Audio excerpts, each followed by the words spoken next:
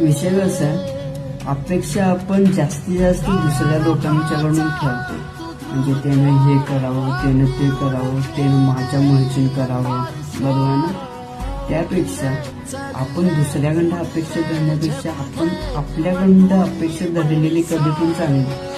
कारण की जी गोष्ट आपल्याला मिळत नाही, म्हणजे जी गोष्ट आपल्याला जमत नाही ना, ती कशी आपण पूर्णपणे आपण शिकून व्यवस्थित किंवा आपण समजावून घेऊन माहिती घेऊन ती कशा पद्धतीने आपण करू शकतो, ती अपेक्षा ठेवलेली कधी पण चांगली असते, बरोबर आहे ना.